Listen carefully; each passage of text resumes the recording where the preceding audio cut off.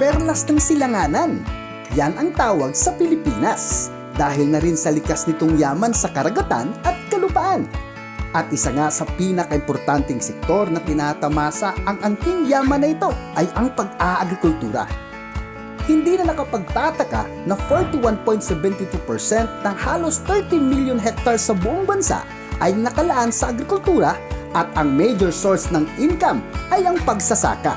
Kaya sinusulong ng gobyerno sa pangunguna ng Department of Agriculture ang mga tamang pamamaraan ng pagsasaka o good agricultural practices na naglalayong mapaangat ang antas ng produksyon sa sakahan at pagkain sa bawat hapagkainan.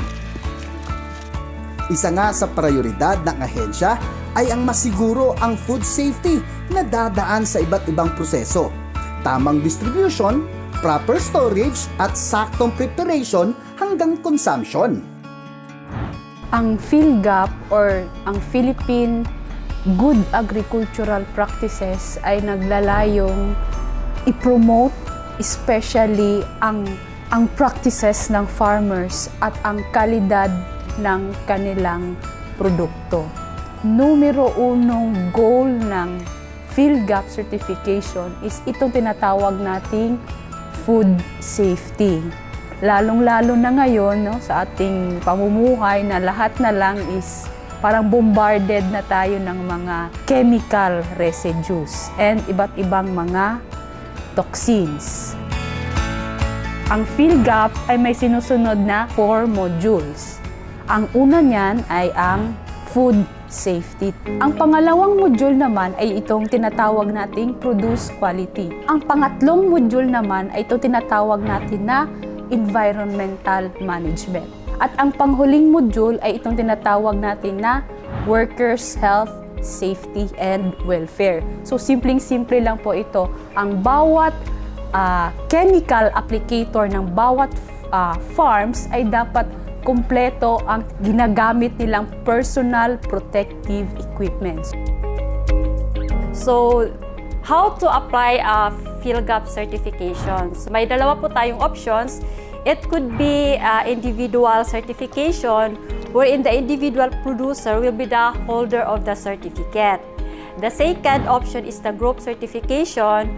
For example, cooperative, corporation, it can be an institution, organization, or association. So meaning the holder is the name of the group. So how to apply?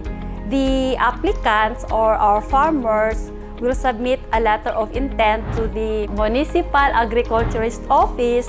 Then the MAU's office will submit that letter of intent to the PAU's office. Then finally, the PAU will submit it to the Department of Agriculture Regional Field Office through the Regulatory Division. So tayo po yon.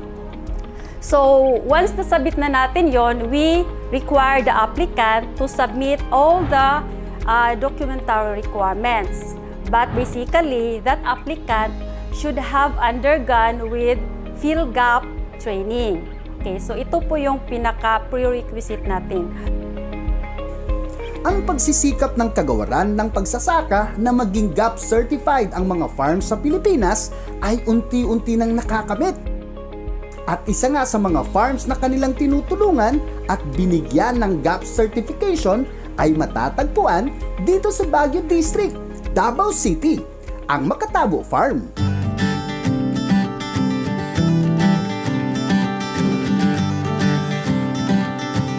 Nag-umpisa kami dito sa Makatabo Farm way back na 2015. Unang tanim ko is mais, lakatan na saging, and then nag-alaga ng hayop, at saka may konting gulay. Hindi naging madali ang pagsisimula ni Sir Bong sa Makatabo Farm. Ngunit sa ilang taong pagsasaka, naging matagumpay siya sa tulong na rin ng mga ahensya ng gobyerno. Isa sa mga naka-discover sa akin itong ETI. Kasi sabi nila maganda daw ang place, kulang na lang ng konting development, maging learning site na. So it was OIC Director Gadingan, Amy, nag-introduce sa akin na gawin ganito, ganyan. But after 1 year pa bago ako na-approve dahil marami pa akong binidevelop. So, starting that, nagbisita na sila sa akin, nag-attend na ako ng mga training. Yan, basically sa seminar ng Good Agricultural Practices. Masabi ko na medyo sa una, yung mindset ko medyo mahirap. Pero kung nasanay ka na at nasanayan mo na rin magiging ganyan ang practices ng farm mo, it would become an ordinary for you. So, malaking tulong sa akin ang ETI is because it takes me to change my mindset. Ang akala ko, basta tanim lang, basta maka-harvest lang, okay. But in between the practices, I learned na food safety is really, really important. Sa tulong ng ATI, natuto si Sir Bong ng mga good agricultural practices na naging daan upang mas mapalago ang kanyang farm. Nagiging basihan niya rin ito upang mapanatiling ligtas at masustansya ang kanyang mga tanim. September of 2020 is lumabas yung certificate ko as Good Agricultural Practices. Ang Makatabo Farm certified na talaga. Ang pinaka-importante sa lahat is yung food safety. No? Dapat ang mga gulay na kinakain ng tao ay safety. Yun ang nakaganda ng isang GAP is because you have to record everything. The time that you sow, the time that you plant, the time that you transfer, and the time that you harvest. Mayroong tinatawag na traceability ang GAP. No? To become a GAP farmer or magiging certified ka, tama yung tinatawag na practices. No?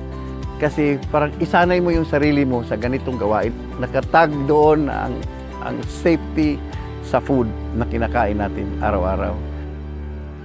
Malaki ang ipinagbago ng Makatabo Farm mula noong nagsimula ito hanggang ngayong GAP Certified Farm na. At dahil dito, maraming mga kumpanya ang nahikayat na kumuha sa kanya ng iba't ibang agricultural products kagaya ng lettuce, cabbage at saging. So, dito nag-inquire na rin yung Burger King. So, hinihiyaan ako ng certificate. Nakapakita ako. So, hindi ka mahiya. They have their confidence na itong gulay na ito is safety talaga ito. There is an increase of trust. Profit given na talaga yan na maraming mag-order sa iyo. Sa pandemic natin, lalo ngayon, is kami ang nagdi-deliver sa mga condominium, subdivisions. Wala na silang question pag mapakita mo na certified ka na. Sa patuloy na pagsisikap ni Sir Bong na mas mapalago pa ang kanyang farm, nais niya ring maging inspirasyon sa ibang magsasaka. Health conscious na ang mga tao ngayon na alam na ng tao kung gaano ka-hazardous ang chemical at marami ng sakit na lumalabas.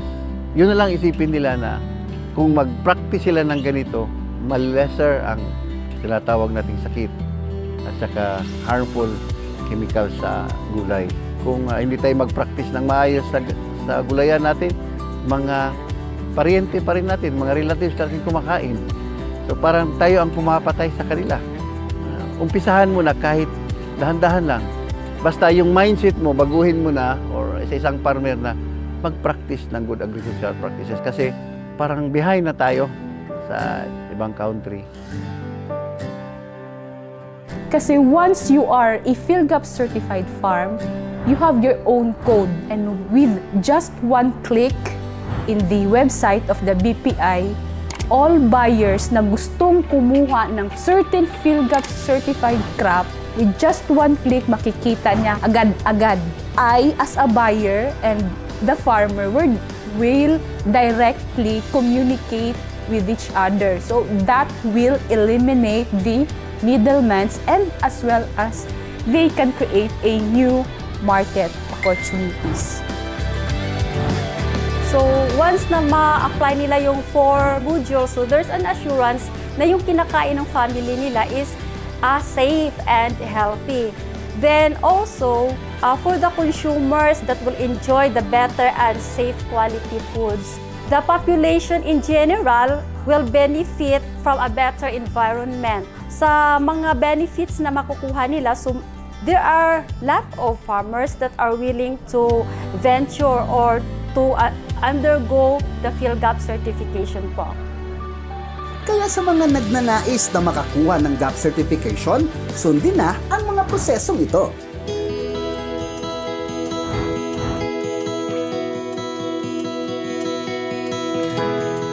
Ang Makatabo Farm ay isang halimbawa lang na kapag sumunod ka sa good agricultural practices, masisigurong lalago ang inyong produksyon at mas lalaki ang kita.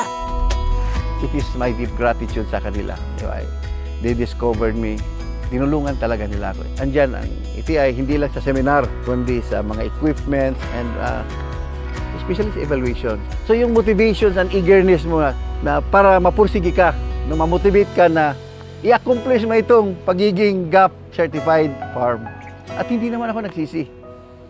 So, narating ko itong ganito dahil sa tulong din nila. Hindi lang nahihinto sa pagiging GAP certified ang pagpapalago sa bawat sakahan. Kailangan rin itong isapuso at isabuhay upang mas marami pang Pilipinong makikinabang at maging maginhawa. Kaya ipalaganap ang PhilGAP o Good Agricultural Practices para mas masaganang sakahan at mas ligtas na pagkain para sa lahat.